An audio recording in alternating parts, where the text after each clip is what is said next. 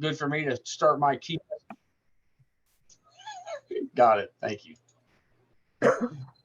Good afternoon, everybody. The Calvert County Blueprint Committee will conduct their meeting virtually on January 11th, 2023 at 2 p.m.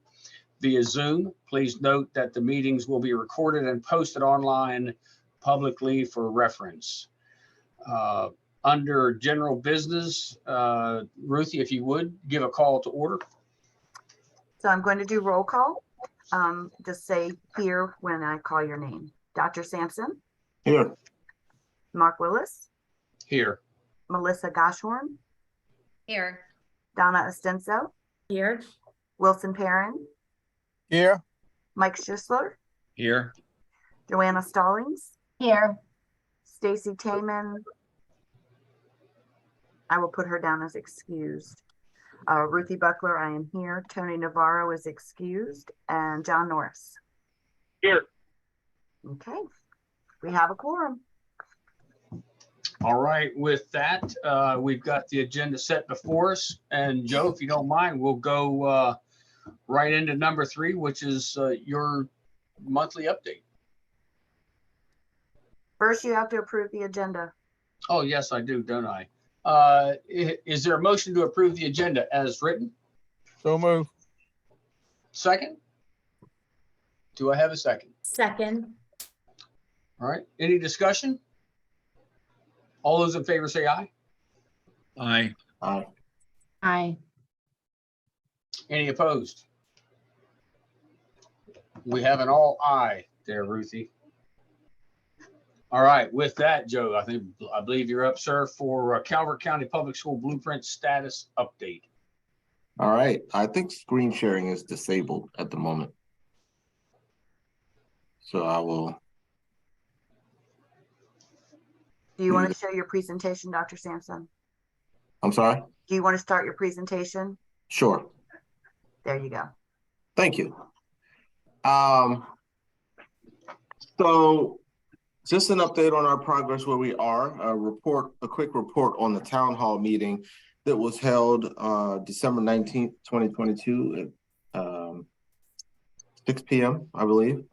And we had 21 attendees, and that does not include the presenters and the members from the steering committee and other folks who were helping with the event. So 21 attendees, and while that number was low in our opinion, we did take into consideration the fact that it was the week before winter break, and folks had a lot of other things going on, but we felt it important to at least put it out there so that a recording could exist for folks to be able to go back and watch it if they wanted to do so. But overall, we gave an overview, and I think it flowed very smoothly, and we were pleased with the outcome. So looking forward to doing another one at some point during the spring semester. Joe, excuse me, can you tell if people have accessed the recording?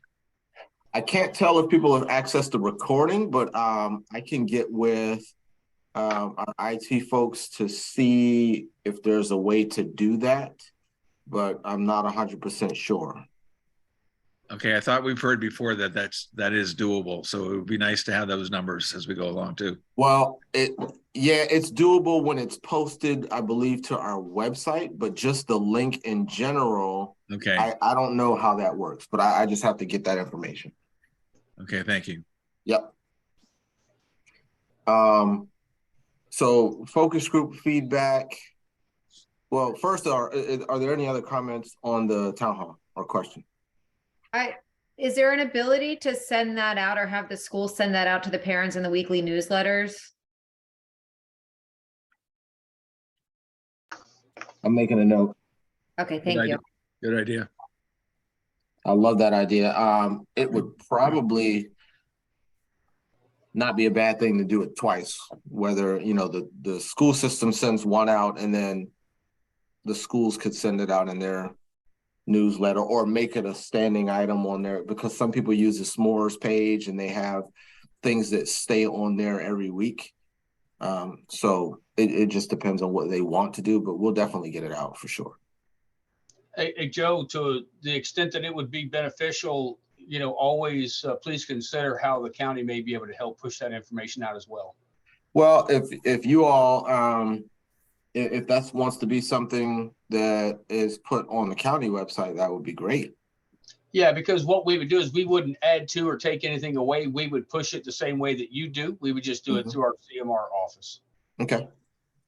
And Ruthie is an expert at making that happen.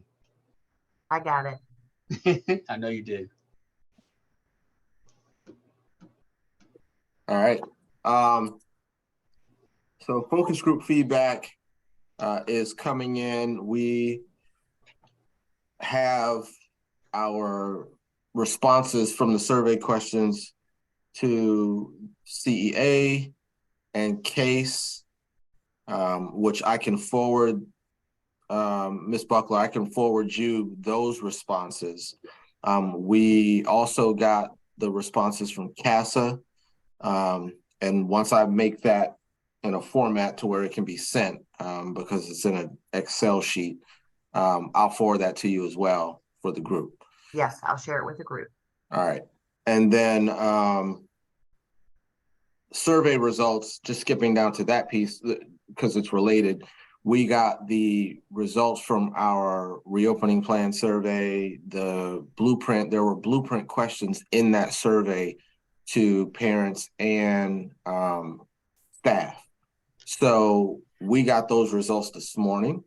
So I'm still kind of processing through that, but I will also share the results that pertain to the blueprint to this group so that you can see that information.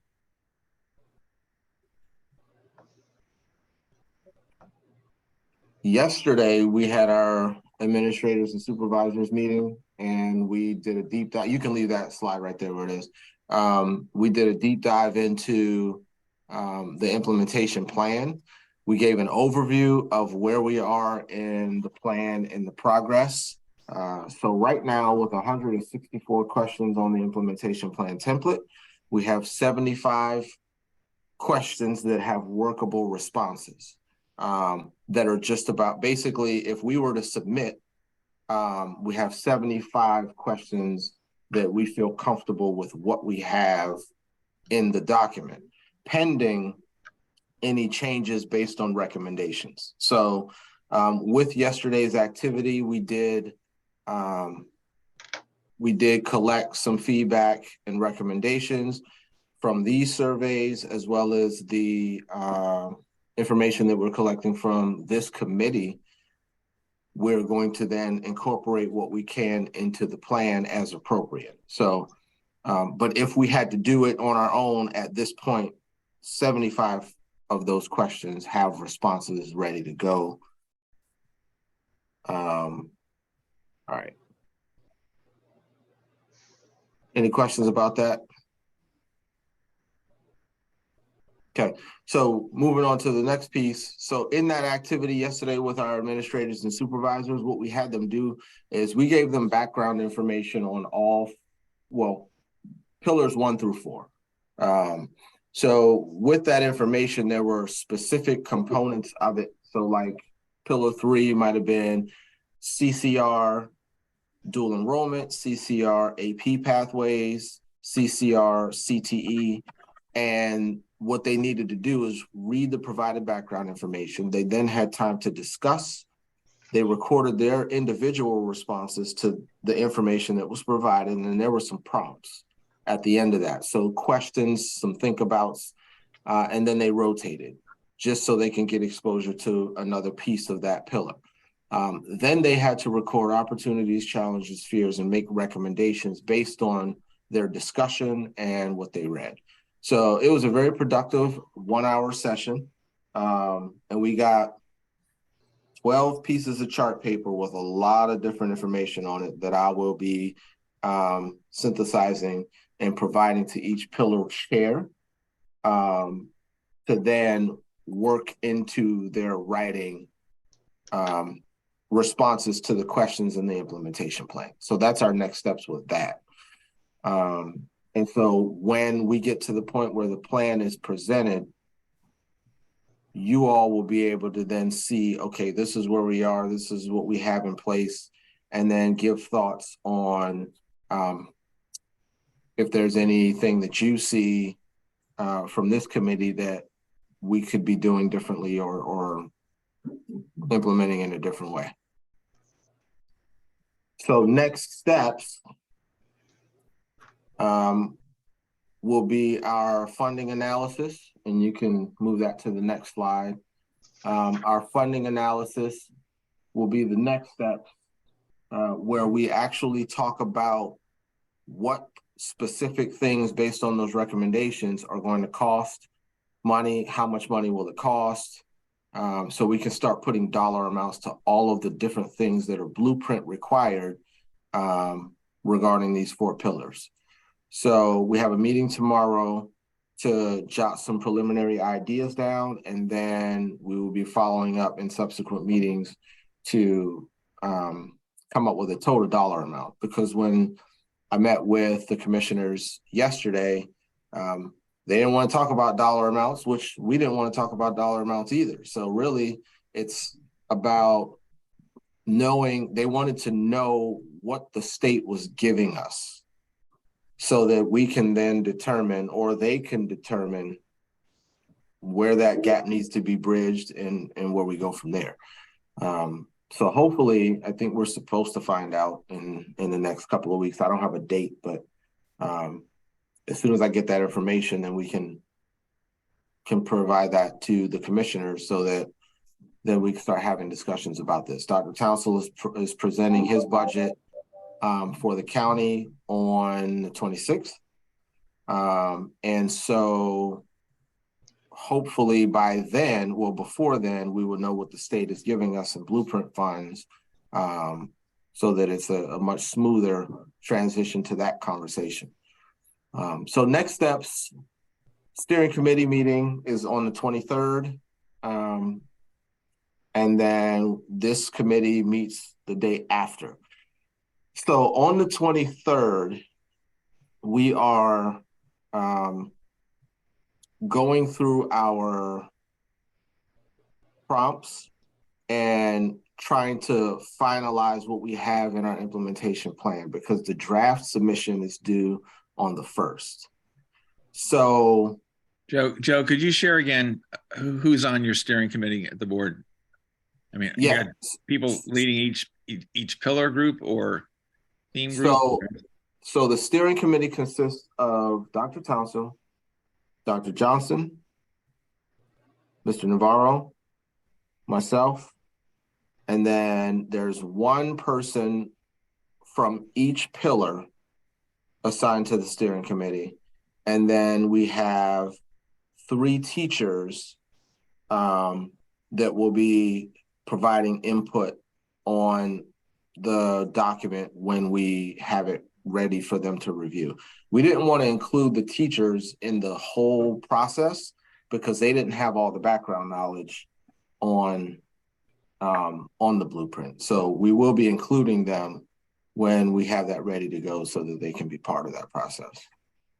Is there any overlap between the folks on this committee and that committee?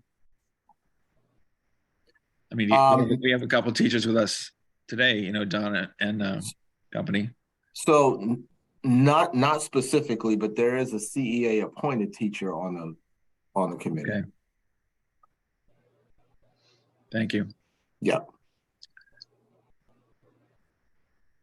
So the presentation board of county commissioners will be the 24th. Now this committee will have, I think our next meeting is on the 1st, if I'm not mistaken. And so that is when we will discuss the implementation plan and have some conversations about it. I can't provide it before that meeting because we're not gonna have it ready, because the due date for the draft is February 1st. And I don't know when our March meeting is and how short of a window that is. I want to make sure we have time to have conversation about it. That's on March 1st as well. It's Okay. February 1st and then March 1st. Okay. Well, I mean, that would give us we can do that again on March 1st if this committee wishes to do so, simply because that's still 2 weeks before the submission date. But we can, I guess, have a conversation or vote about that at some point. And then the Board of Ed update is February 9th. I'm not doing a board blueprint presentation this month because this Thursday, I'm also presenting on workforce and how blueprint and Maryland leads are related to that. So there wasn't a need for me to do a separate blueprint presentation. And so I'll do a draft plan presentation on the 9th of February to the Board of Education. Okay. Questions? I see Stacy has her hand up. I'm going to go back to, can you guys hear me? I'm sitting in my car. You Yeah. can. Okay, great. I'm going to go back to the steering committee. Who is representing the support staff interest on that steering committee? You said who's representing what? The support staff on the steering committee? We don't have support staff on the steering committee. And as a matter of fact, when we looked at initially, we talked about who to include on the steering committee. That support staff wasn't discussed. And then when we looked at the requirements and then had a conversation about the requirements, it was determined that that's not even a requirement of the blueprint. Well, that is true. They are, but they are in Pillar 1 with early childhood in the additional requirements that are going to be made for the instructional assistants. So the implementation of making sure that we hit that benchmark directly impacts the ESPs, but also, even though the ESPs are not specifically, ESPs meaning education support professionals or support staff, it's used interchangeably. They're not specifically addressed in much of the blueprint. However, they could be the answer to a lot of gaps and areas of support where it could be support staff that helps the implementation of the blueprint. Well, I can say that there are support staff working in the Pillar 1 work group, but not specifically on the steering committee. Is that steering committee closed?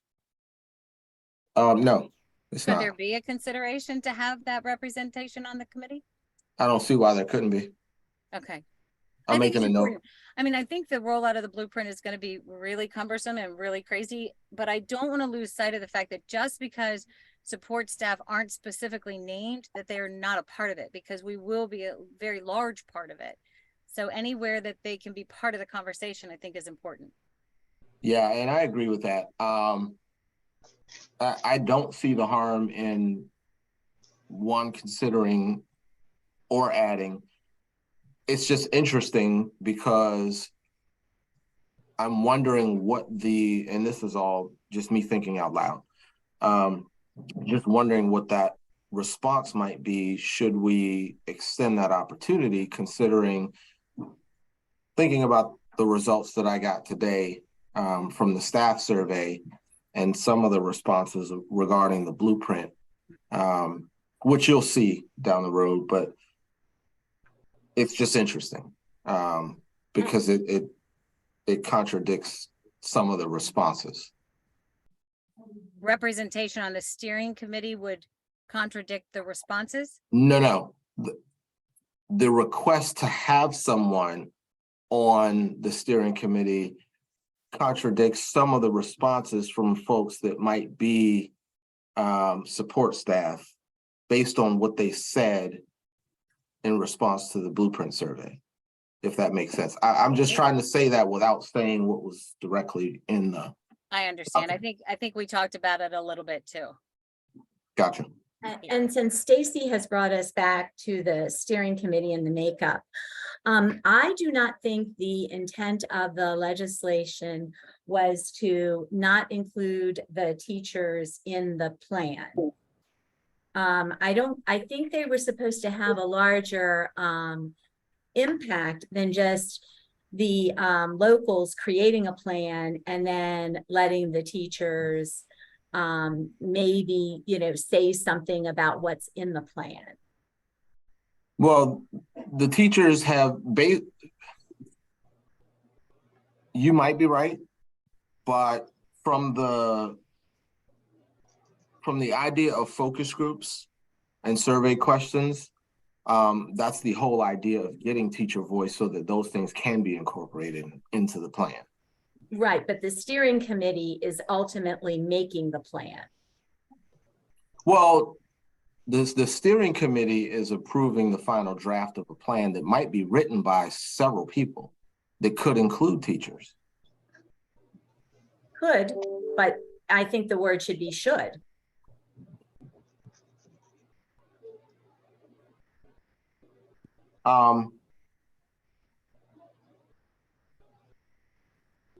Maybe. If I can just add, it sounds like a situation where the more broad or inclusive the folks involved in this are, the better chance we'll have to get the support we need to keep pushing it along, and also the better chance to understand where people understand what's going on and not understand. So I don't think we can go wrong by asking for teachers and support staff to be involved in these discussions. Of course, you always run into the situation that we're all familiar with. Sometimes you get so many people on a committee or on a subsection that you don't get things done, but that's a problem to deal with later. Sorry. I don't disagree with that. I think that, Donna, I think that's where you're going, I think. Mm-hmm.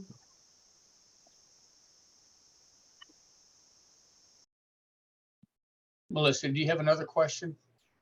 Yeah, so I was curious, the legislative session starts today, and we've been in a lot of discussions about the implementation of the blueprint, some of the challenges in how it's written, and the fact that it doesn't include our support staff. So I was curious, is our school system or even other school systems discussing any possibilities of hoping for a modification to the legislation during the session? I can speak on that on behalf of MSEA. I know that we are advocating for some language changes in the blueprint in regards to who is included in it, because as you mentioned, it really doesn't include the majority of the ESPs, but it also leaves out members of my own bargaining unit, like counselors, reading specialists, learning specialists, and I could go on. So to broaden some of the definitions that are in there. Great, thank you.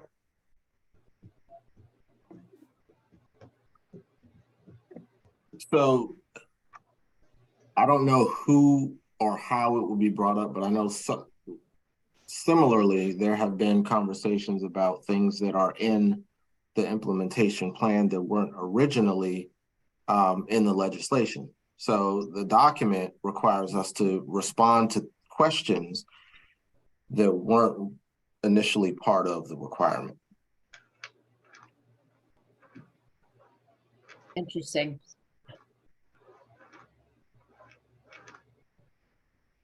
I know funding is I know we're about to work on that, but it's a kind of a very large gray area that I know most of the school systems in the state are worried about. So as we get to that step, I know we have a limited window here in the legislative session, but might be worthwhile to have conversations with some of the other school districts to see if there's any joint concern that could be brought up to the legislator since we started the session.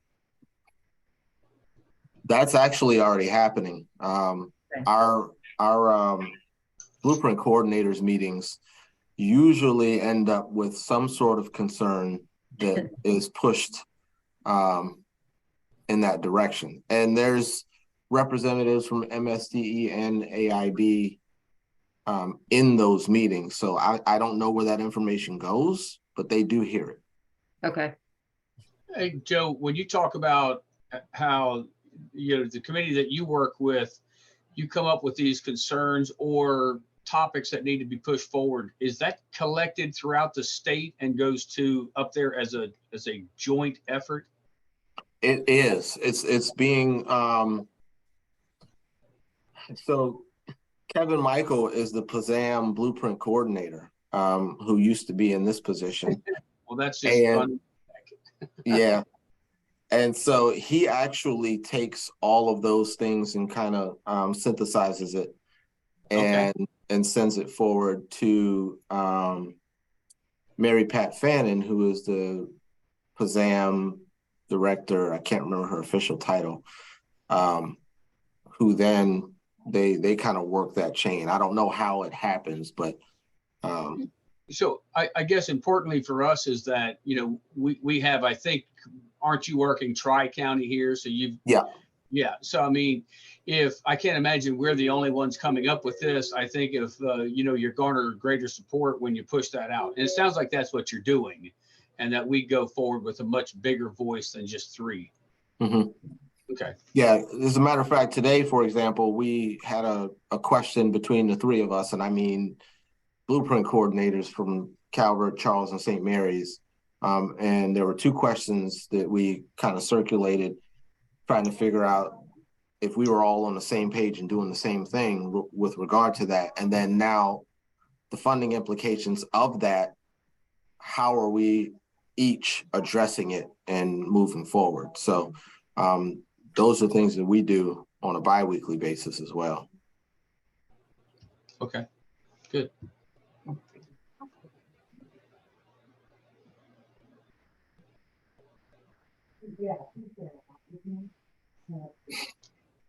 Any other questions about the updates or? John Norris has his hand raised. Just wanted to share, of the 300 bills that have been pre-filed today, none of them address specifically any amendments to the blueprint. So we'll continue watching that. Let the group know if something does come up. Thank you. I should have known you were following, John. I was getting ready to call on you, but so you beat me to it. All right. So, Joe, you're good on that. I mean, I know we've been talking about survey responses, but under new business, we've got stakeholder survey responses. Anything from the group to add on that? Did everyone get that copy from that? I attached it to this meeting request. Okay. Yeah. If anyone needs it, I can provide it. Yeah, the only other update was what I already mentioned, that the staff survey that went out today and the parent survey, once I can get those results in a format to send to Ruthie, then we'll get that sent to the group. Okay, perfect. All right, with that, it seems like we can move to old business. Ruthie, do we have any update on the update of the Board of Education appointee? No, sir. Okay. Do you know anything, Dr. Sampson? On the what? The It's new go ahead, Ruthie. replacement for Danielle Duval Adams from the Board of Education. Yeah, that's going to be decided Thursday. It's on the agenda. Just send me an email if you get that name, and I need name and email address, and I can add them in.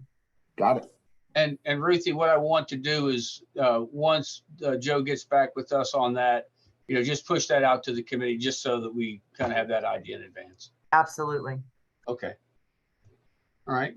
Public awareness campaign, you know, it's there. It's kind of a reminder, Joe, that, you know, where, how, when, if you think that we can be of service, and, you know, just like pushing out some of these results that we've already talked about, we'll just basically mirror what you have and just get that out to as a big audience as possible from our side as well. So.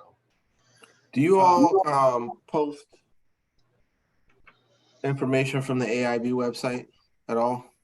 We don't post it, but we can. I mean, we will post whatever you give us, we can post it. Okay. Yeah, just let us know what you want. We'll run through our CMR division, and we'll get that out there in the same fashion we do any other public information push. Gotcha. On the blueprint page, there is a link to MSDE, but we can put whatever other links you want there as well. Okay. Okay. That brings us, Joe, you pretty much covered, I think, very well the timeline and deliverables, what we have, when we can expect them. That's number 3 under old business. So let me, at that point, maybe that's the point for me to talk about the fact that Dr. Sampson mentioned that on the 24th, the committee is certainly invited to join Dr.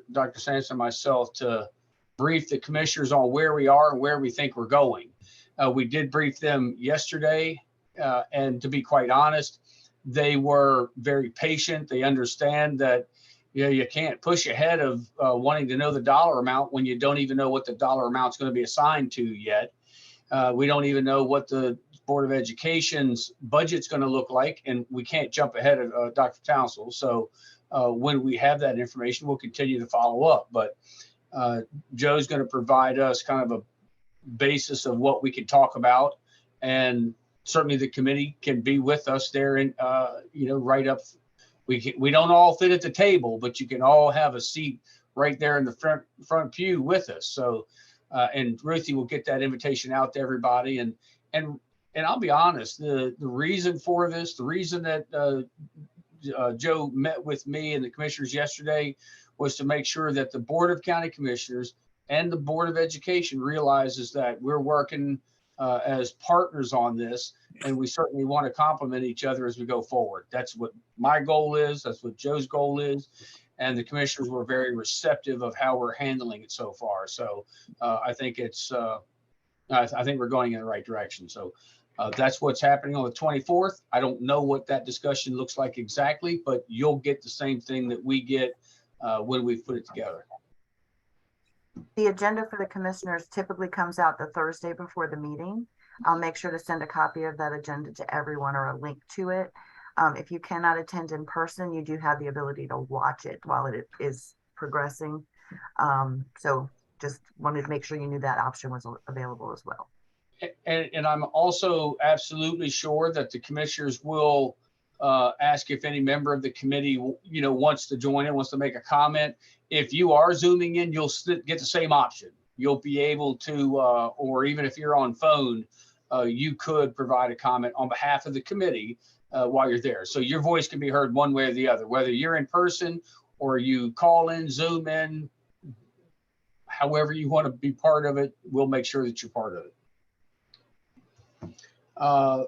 With that said, if there's nothing else under old business, then Ruthie, Joe, are you good? Yeah, I just wanted to add 2 things. Yeah. So with that presentation, what I'm asking this committee is if there are specific things that you would like to see or to have discussed in the presentation, please let me know. They asked that it be a brief overview so that the community understands what the blueprint is. That's really what they want. But if there are specific things that you would like to see or hear as part of that, thinking from the community perspective, then let me know and we'll work those in. And then second, do we know what time in the agenda that is going to take place? Well, so I have an ability to move that around. So, I always have to bounce that off of any public hearings we may have. But you tell me, we start realistically at about 10:05. We'll start at 10 o'clock going live at by 10:10. We should absolutely be able to roll into the first real agenda items. If I need to push out proclamations or adoptions or public hearings farther down, I could do that. So my point is, there's a potential that we could do that one up front. There's also the potential that we could do that later in the day, and not the day, but typically later in the morning. So I don't know what works best for you, Joe, but it's tough for me on the commissioner's agenda because a lot of the stuff we do routinely at certain times. Well, and that's the thing. So I blocked out 10:30 to 1:30 on my schedule, but I don't know how long the meeting lasts. Okay, well, we'll work with that. Ruthie will get with our clerk here, and so if we say that this is going to last no longer than, we always do it in 5, 10, 15, 20, 30-minute time slots, right? I mean, if you're in a 30-minute time slot, that's not brief. If I'm in a 10 to 15-minute time slot for the commissioners, that's really getting in there, briefing them for, 5 to 7, 8 minutes, giving them, 2 or 3 minutes to thank you for being there, asking questions, that sort of thing, and then wrapping it up in about 15 minutes. That's kind of ideal based on most of our schedules. But if you needed 20 minutes, we could do 20 minutes. When you get the presentation information from that, we typically assign so many seconds to a meeting, and it kind of gives you an idea of how long it would take. So we can figure that out for you. Okay. And just to back up a minute on that, Mark, too. So by tomorrow afternoon, all of the agenda items are due to the clerk to set the agenda. But Joe, I'm not worried about that. We'll block off a 30-minute time slot and work back from there.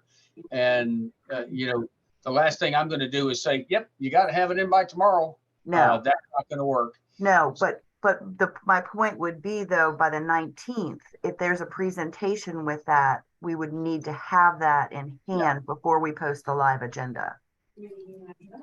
So if there's a presentation that you're going to put together for the commissioners, we will need that in hand by January 19th. Yeah, that'll be done. Okay.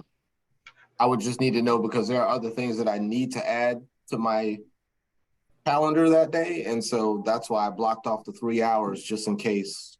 By tomorrow afternoon, I should be able to give you a better idea of time, because we'll have all the items in from all the departments, and then we can see how that flows. So you will hear from me at the latest Friday morning, but hopefully by tomorrow afternoon, I can give you a better idea of time.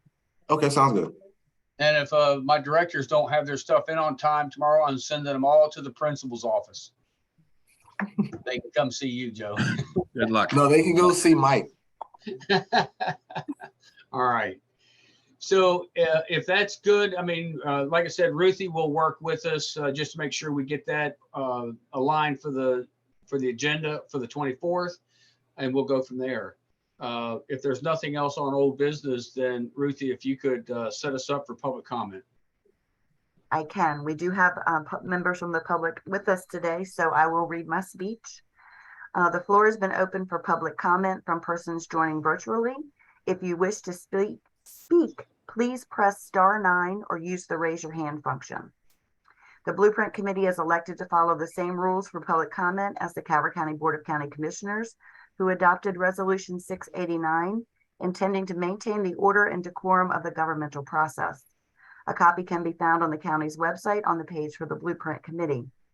The Ethics Commission has asked that we remind speakers at public comment that lobbyists include those who seek to influence public policy and must register in advance. Virtual speakers will be identified by the last 4 digits of their phone number or their screen name and unmuted one at a time. If necessary, you may unmute yourself by pressing *6. Before beginning your comments, all speakers must identify themselves and whether speaking as an individual, where you will be allocated 2 minutes, or as a designated representative of a group, where you'll be allocated 5 minutes. I don't see any hands up. Give it one more second. Okay, no public comment. All right.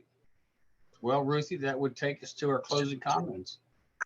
Okay, so I will go around the room and call in the same order as we did attendance. If you have anything to add, now would be your time. Dr. Sampson, any closing remarks? Yeah, I just want to thank Ms. Goshorn and Ms. Ostenzo and Ms. Taman for posing those questions. And I will dig a little deeper into that and definitely have some responses for you. Okay, thank you. Mark Willis? This is going to sound crazy because it's almost like I'm saying this because this committee is coming to an end and really we're just getting started. But I really do appreciate the professionalism that we have here. And it's been like this from the beginning. I think the more we travel forward like this, the more we get done. and the more rewarding at the end. So I really appreciate the way that this board is set up. Thank you. Thank you. Melissa Goshorn. I don't have any comments today. Thank you. Thank you. Donna Ostenso. I'm good, thanks. Thank you. Wilson Perrin. Just to add that on the 24th, I will be at the commissioner meeting. I have another item that I will be presenting. So I'll be there for the blueprint also. Perfect. Thank you. Okay. Mike Schisler. Just thanks to everybody. Thanks to Ruthie and Mark and Joe for everything that they're doing for us. Thank you. Thank you. And Mike, we're keeping this short for you. What? We're keeping these meetings short for you. Well, if I'm influencing you that way, I'll take that credit. Thank you. Joanna Stallings. No comment today. Thank you. Stacy Taman. Nothing from me, thanks. Thank you. Ruthie Buckler, I have no comment. Tony is not with us. John Norris. No comment. Thank you. Okay, that concludes public our closing remarks. All right, I believe there's a motion to adjourn is next. May I have a motion? Sure, you have it. So moved. And a second? I'll second it. All right, I suppose all those in favor say aye. We will say aye. Aye. Anybody against it? Thank you, everybody. We are adjourned. All right. Stay Thank healthy. you, everyone. Thank you.